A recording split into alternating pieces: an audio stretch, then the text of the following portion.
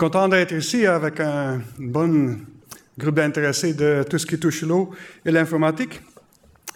Je vais vous parler de quelques problèmes qu'on a pour chercher les données. Et je pense que vous pouvez imaginer un peu que c'est difficile de mesurer la qualité de l'eau dans des égouts, dans l'eau usée comme matrice. Donc, je vais affronter les conditions de mesure difficiles. Avant que je commence ma présentation, je vais aller vers notre station d'opération. Ici à l'Université Laval, c'est un pilote de traitement d'eau usée de 200 personnes à peu près qui traitent. Puis je vais vous montrer qu'on a, même à ce temps pas développé encore de la station qui vient de démarrer il y a quelques mois, on a déjà plein d'informations qui sont récoltées. C'est des capteurs en ligne qui mesurent l'état des choses. Donc on va voir ici en jaune l'oxygène dissous qui est un paramètre très important pour la qualité de l'eau, pour la performance du système. On mesure la quantité de bactéries qui sont présentes dans nos réacteurs qui font la job pour nous. Pour épurer, on va voir si la décantation fonctionne bien avec un turbidimètre qui est à la sortie, et j'en passe. On peut récolter ces informations-là une fois par seconde, on ne fait pas ça, c'est un peu trop de données. Big data, on fait ça une fois par minute, mais ça nous permet quand même de suivre en détail ce qui se passe. Et par exemple, hier après-midi, on a changé la consigne de l'oxygène dissous pour améliorer la performance énergétique du système.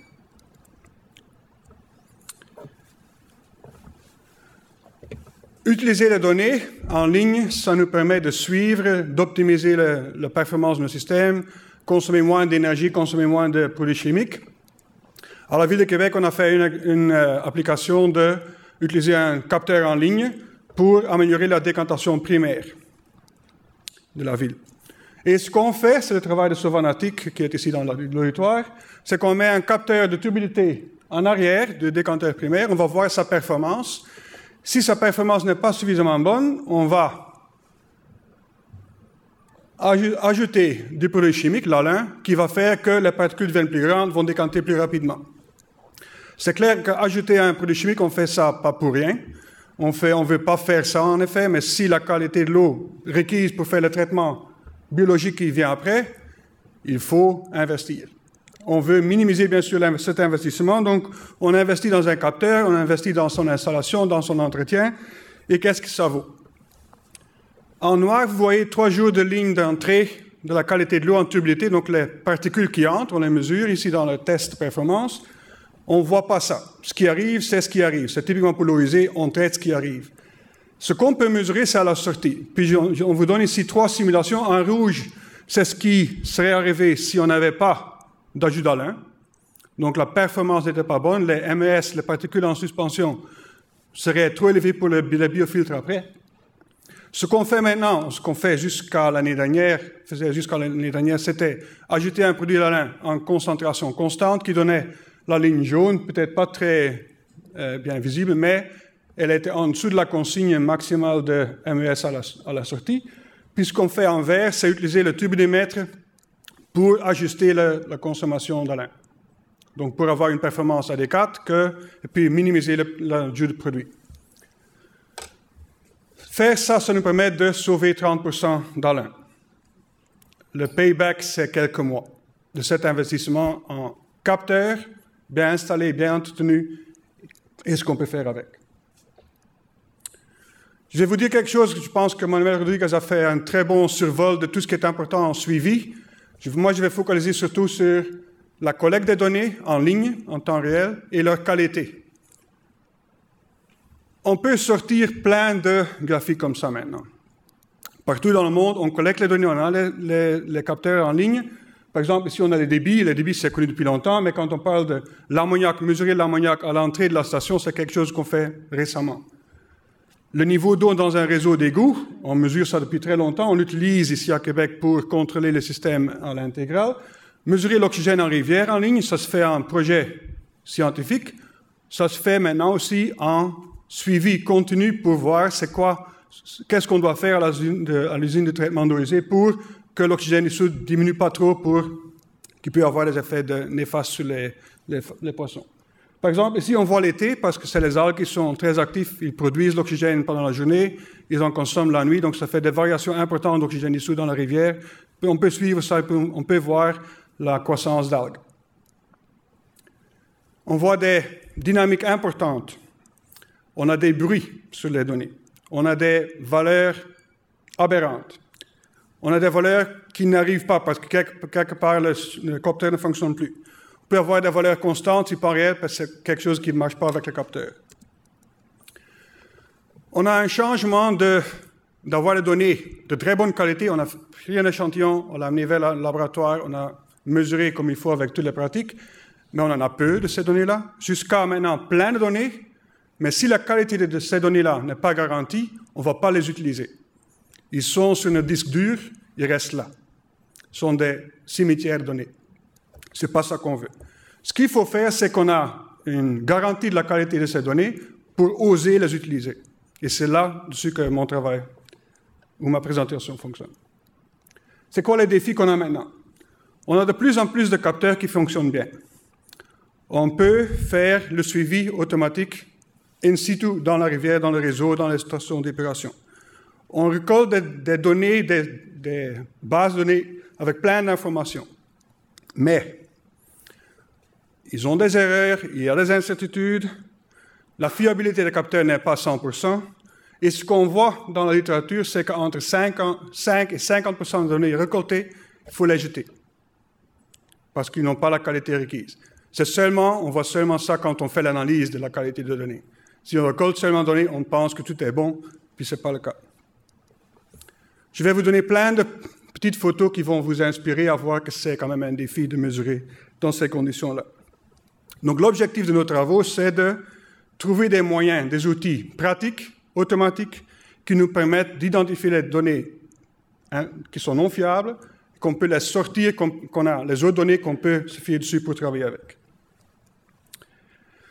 Les méthodes qui existent, c'est des gens qui se mettent devant leur PC, regardent les fichiers Excel et disent quelles données ne sont pas bonnes. Il faut avoir d'énormes équipes pour faire ça quand on récolte des données avec la vitesse qu'on a maintenant. Donc, ce n'est pas efficace. Il y a des procédures automatiques qui sont en train de se développer, et c'est là-dessus qu'on travaille, puis je vais vous en présenter quelques-unes. Ça peut être quelque chose de très efficace parce qu'on va seulement cibler les données qui sont douteuses, et là, on va demander les gens de regarder en détail. Finalement, on veut extraire les informations requises de ces données qui sont maintenant validées. Je vais vous donner un petit exemple au début de ma carrière de 1996 sur les capteurs d'ammoniac. Puis, je veux seulement vous dire que ça a été identifié à ce moment-là, puis on a toujours ce même problème. Ces 5 capteurs d'ammoniac qui étaient mis dans une station d'épuration, protégés par une membrane d'ultrafiltration, et ça, c'est le même échantillon, mesuré en ligne, avec des valeurs qui sont pas conclusives. On voit quelque chose arrive à la station, mais c'est tout ce qu'on peut dire. Et c'est quand même tous des compagnies qui fonctionnent encore, qui me font encore de l'argent. Ils ont amélioré beaucoup leurs travaux, mais pas pour tout. Il y a de différents types d'erreurs, je ne vais pas aller en détail. On a du drift, on a un changement soudain du résultat, puis les points sont la valeur réelle. La ligne rouge, c'est ce que le capteur nous donne. Puis on peut avoir des valeurs aberrantes. La série de photos qui va vous inspirer, le capteur vient d'être installé. C'est un capteur qui peut mesurer beaucoup. Il mesure la DCO comme indicateur de matière organique, TSS, matière en suspension, H2S, l'odeur des œufs pourris, et des nitrates. Tout ça avec un même capteur. Ça coûte assez cher, mais ça donne beaucoup d'informations. Après 2 semaines dans l'eau usée, c'est ce qui fonctionne ou ne fonctionne pas. L'important, c'est de voir ce petit point-là, c'est là qu'on mesure, et on peut la protéger avec un bon compresseur qui va de temps en temps mettre un jet d'air qui va nettoyer ou prolonger le temps que ça prend pour que ça devienne complètement ineffectif. Une mesure de turbidité, le capteur, comme ici, c'est avec une lentille qui mesure optiquement la turbidité, avec un wiper, comme en beau québécois. On va nettoyer les lentilles, sauf qu'on voit quelque chose qui est là, quelques cheveux de quelqu'un ou de la population en amont, qui font que chaque fois que le wiper fonctionne, il met les cheveux devant. Si on ne nettoie pas ce capteur-là, on a clairement un problème. Dès qu'on nettoie, on a de nouveau les données. Ce qu'on voit ici, c'est les résultats bruts. Quand on va éliminer tous ces outliers, parce qu'on sait quand le wiper fonctionne, on peut quand même éliminer beaucoup de ces données aberrantes. 3 autres capteurs. Je vais de gauche à droite. À gauche, c'est un capteur de conductivité. Vous voyez ici, avec du tie wrap qui n'est peut-être pas très efficace, mais le fait qu'on a de l'air qui va être aspergé sur le capteur va nous permettre de continuer à travailler avec pendant des semaines. Ammoniac et pH. Conductivité après un petit temps, 2 semaines, dans l'eau usée, c'est ce qui ne fonctionne plus. Au milieu, l'ammoniac, vous voyez un film qui se forme sur les capteurs, c'est clair qu'un capteur souffre de ça. Il ne va plus mesurer l'ammoniac, il va mesurer quelque chose, mais ça ne va pas être très pertinent pour l'échantillon qu'on est en train de suivre, l'eau qu'on est en train de suivre. Et finalement, le pH mètre. On voit de nouveau tous les problèmes qui viennent avec, mais ça, c'est la pointe qui mesure, il fonctionne encore. Le pH mètre est encore fonctionnel, même après 2 semaines sans nettoyage manuel, grâce au fait qu'on a une tige avec de l'air qui entre. Défi de mesurer.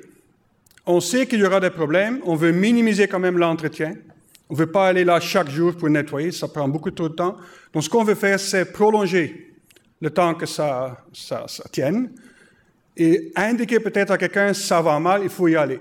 Donc, pas l'entretien régulier, mais qu'on va faire l'entretien quand le capteur en a besoin. Ce qu'on va faire, il y a 2 choses. Il y a des choses où on va prendre l'échantillon au même endroit que le capteur, on va le mesurer au laboratoire et on va voir si on mesure la même chose. Okay? Puis si ça ne marche pas, on va recalibrer le capteur.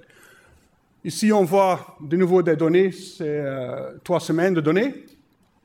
Et on va se focaliser sur l'ammoniac parce qu'ici, on a fait une analyse, on a fait la calibration, on a vu que le capteur donnait une autre valeur que la valeur dans le laboratoire, et on a dit qu'il faut recalibrer, on le refait, puis le capteur fonctionne de nouveau. En théorie, on ne peut pas faire ça, parce que toutes les données en amont sont plus fiables, parce qu'on ne sait pas quand la déviation a commencé à se faire. Donc il faut faire cette recalibration régulièrement pour qu'on puisse détecter quand l'erreur commence. Conductivité et chloride, ça fonctionne bien ici. Ça s'appelle un Shewhart Control Chart. Ce qu'on fait, on va prendre l'échantillon, mesurer en laboratoire, comparer avec la valeur mesurée, puis on va faire des tests statistiques sur est-ce que c'est encore valable, est-ce qu'il y a une déviation significative entre les données et les données de laboratoire. Puis il y a différentes choses qu'on peut faire avec. Disons, ça on fait 1 fois par semaine. Si on a des problèmes, on va faire ça 2 fois par semaine. Quand on est en rivière, peut-être qu'il faut seulement faire ça 1 fois par mois. La méthode que j'ai montrée, c'est quelque chose qui existe depuis longtemps, qui est appliqué en génie chimique, en génie de procédé. On a développé des choses chez nous pour l'eau usée spécifiquement. Puis on a une suite d'outils qu'on a mis ensemble qui vont faire, à partir de données brutes, on va avoir jusqu'aux données validées. La première étape, c'est la plus importante, je pense, pour que les outils fonctionnent, c'est détection de valeurs aberrantes. Parce que tous les outils après sont très sensibles à la présence de valeurs aberrantes. Donc il faut les éliminer. Je vais vous expliquer comment ça fonctionne, puis on va parler un peu de détection d'erreurs, détection de fautes, parce que les valeurs aberrantes, il faut les éliminer pour détecter des problèmes avec le capteur. Donc, on va éliminer les outliers, les valeurs aberrantes, puis on va faire du smoothing pour éliminer le bruit qui est toujours là sur les données. Un outlier, une valeur aberrante, c'est une valeur qui dévie de conditions normales, d'observations normales. La définition de normal, c'est très important dans ce cas. Puis après, on va faire sur les données qui sont lissées, on va faire l'analyse de détection d'erreurs et la validation de données. Imaginons qu'on a une série de données qui vient, un par un. Okay? On se trouve au point T-5. Ce qu'on va faire, c'est on va anticiper ce qu'on peut avoir comme valeur un pas de temps plus loin. C'est le point jaune. Puis on va donner une zone de confiance. On dit la prochaine valeur devrait être dans cette zone-là, étant donné l'historique qui est ici avant le point qu'on est en train de regarder. Si le point mesuré est dans cette zone, on l'accepte. C'est une valeur OK. On fait le suivi, on fait de temps de plus en plus. On a ces données-là. Là, soudainement, il y a un problème parce qu'il y a un point mesuré qui n'est pas dans la zone de confiance de ce qu'on prédit être une valeur normale. Donc, on a une valeur aberrante. Et on continue. Et donc, finalement, on a une série de données où on a détecté les valeurs aberrantes. On va remplacer la valeur aberrante par sa valeur prédite. Puis avec ces données-là, on va générer une nouvelle série de données maintenant lissée, avec un smoother qu'on met dessus. Ça, c'est les données qu'on va utiliser après pour détecter des erreurs, des fautes de capteurs, ou qu'on peut utiliser pour notre modélisation, nos systèmes en contrôle en temps réel, notre suivi journalier. Donc, j'ai maintenant mes données lissées. J'ai plusieurs indicateurs de fautes. Par exemple, quand le capteur, les variables changent trop rapidement comparé à ce qu'on n'a jamais vu dans la réalité, c'est clair qu'il y a quelque chose peut-être avec le capteur. Si les valeurs sont à l'extérieur de ce qu'on n'a jamais vu d'être une valeur raisonnable, on va dire qu'il y a probablement une erreur. Si on a plusieurs valeurs aberrantes en série, s'il y a vraiment trop, ça veut dire quelque chose qui ne va pas bien avec le capteur, etc. Pour chacun de ces critères, on a des valeurs seuil qu'on va dire, OK, c'est acceptable ou non. Puis on va faire un vote. Certains de ces critères sont plus importants que d'autres. Par exemple, si seulement un des indicateurs donne une faute, on va encore accepter les données, mais s'il y en a 2 ou 3 qui commencent à donner des erreurs, on va dire les fautes sont trop grandes. Puis on va donner un alarme, on va indiquer dans la base de données qu'il y a c'est un rouge et c'est un orange. Tandis que quand c'est vert, on peut utiliser les données. Exemple, bien sûr, on a implanté nos stations de mesure de qualité de l'eau au Danemark. 2 étudiants ont eu un bon temps à Copenhague. Puis ils ont mesuré, ils avaient les débits, puis avec nos capteurs, ils ont mesuré les MES, plein d'autres choses. Je vous montre les matières en suspension. On a ici une série de données de 2 semaines à peu près, oui. Une pluie ici, les croix sont des valeurs aberrantes, okay, qui ont été détectées automatiquement dans le système. Vous voyez la ligne rouge et bleue et verte étant les données lissées qu'on sort avec. Et puis on va regarder ces 2 zones plus en détail. 2 zones, il y a beaucoup d'erreurs qu'on veut détecter, qu'on veut regarder. Les données MES, puis ici on a plusieurs de ces indicateurs de faute. Donc on a éliminé les valeurs aberrantes, on regarde maintenant les fautes. On regarde la pente est trop grande ici. On a autocorrélation parmi la pente, c'était ici. Le pourcentage de valeurs aberrantes, c'était ici en bleu. Donc, chacun de ceux-là nous donne une information, la valeur n'est pas bonne. Vous voyez beaucoup de bleu, hein? Mais la ligne est assez large, donc ça se peut que c'est un point qui n'est pas accepté, donc on ne va pas faire trop de choses avec. Mais ici, il y en a beaucoup, puis on va voir que c'est trop. Donc, on va identifier avec un libellé la qualité de données. De 0, c'est vert, on peut l'utiliser. Valeur 1, c'est orange. Vérifier, demander à un expert de regarder ça en détail, qu'est-ce qui s'est passé, est-ce qu'on a confiance, c'est quand même normal ce qui est arrivé, parce que comme ça, on peut apprendre aussi sur la dynamique du système. Puis en 2, on n'a vraiment pas de confiance, ces données-là, on ne veut pas les utiliser. Dans ces cas-ci, 8% des données ont été considérées comme fautives. 8%, on est très heureux avec ça.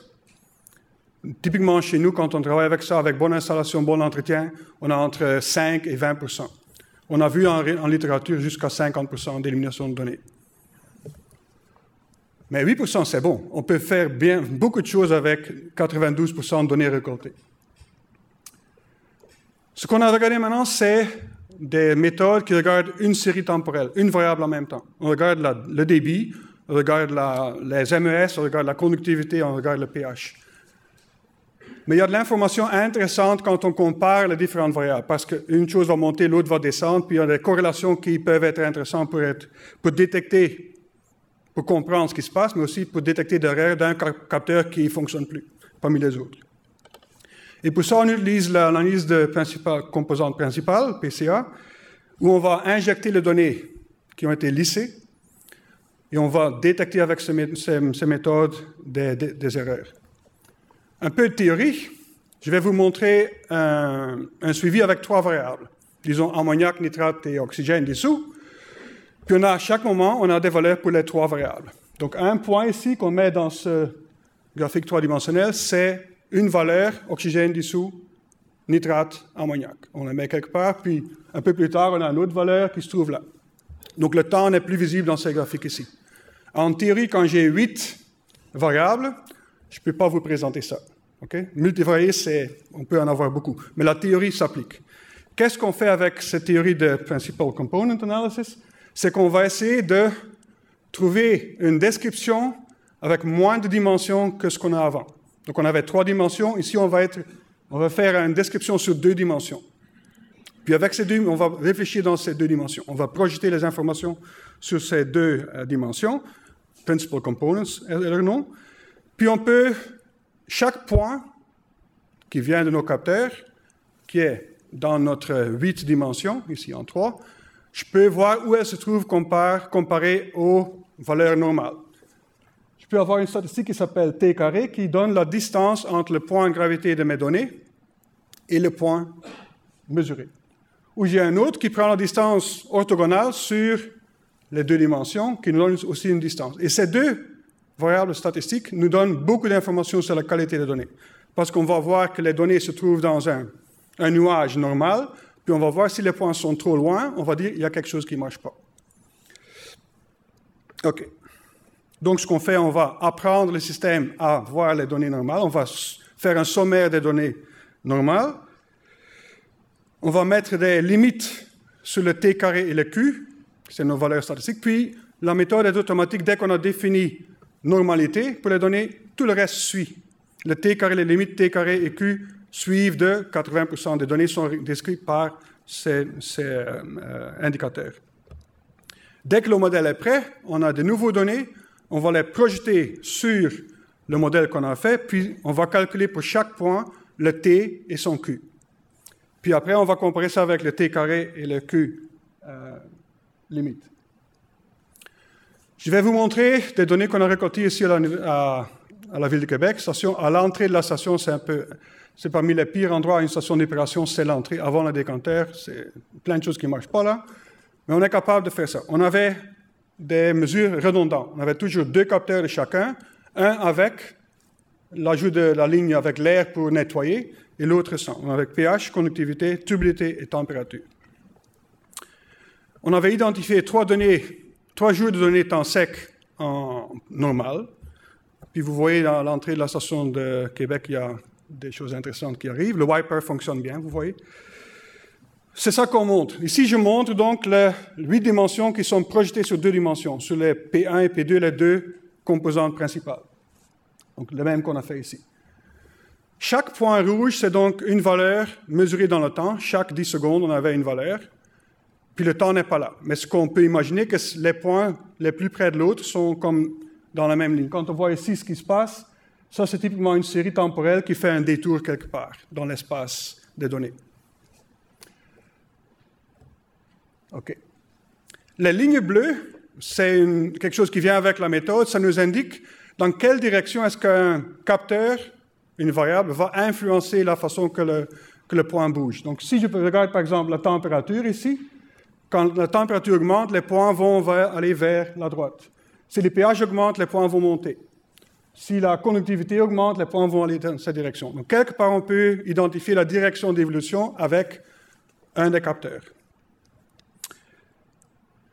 Ce qu'on voit déjà, par exemple, c'est les températures 1 et 2, les vecteurs sont l'un sur l'autre. Ça veut dire que les capteurs donnent exactement la même chose. Le pH mètre 1 et 2 ont une différence. Ça veut dire qu'il y a une différence entre ce que les données de ce capteur donnent. Donc, il y a déjà des aberrations entre les capteurs. Parce qu'il y en a un qui est nettoyé, l'autre n'est pas.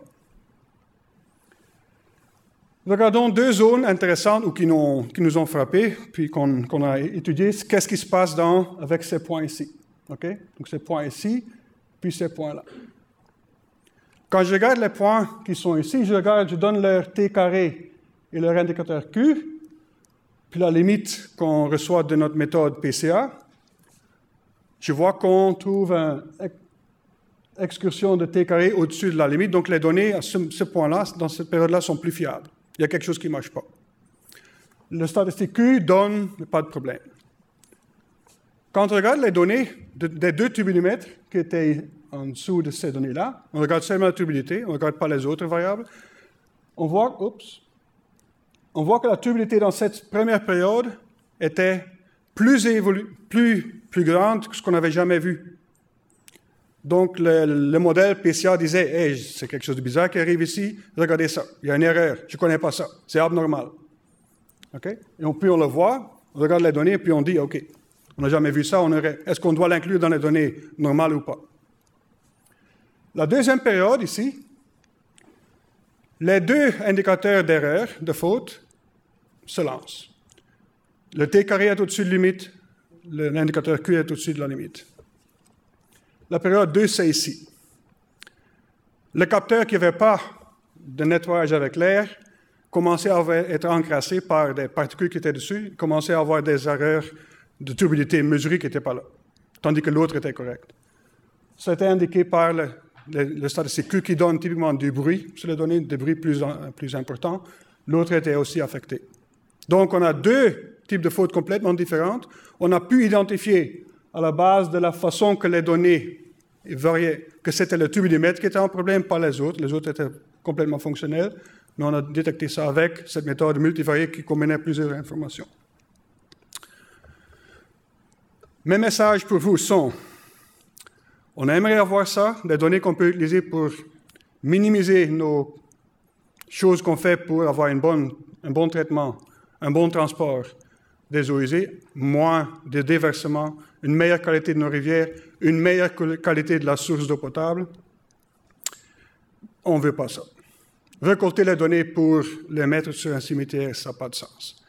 Et ça arrive parce qu'on a des données, mais on ne connaît pas leur valeur, on ne connaît pas leur qualité.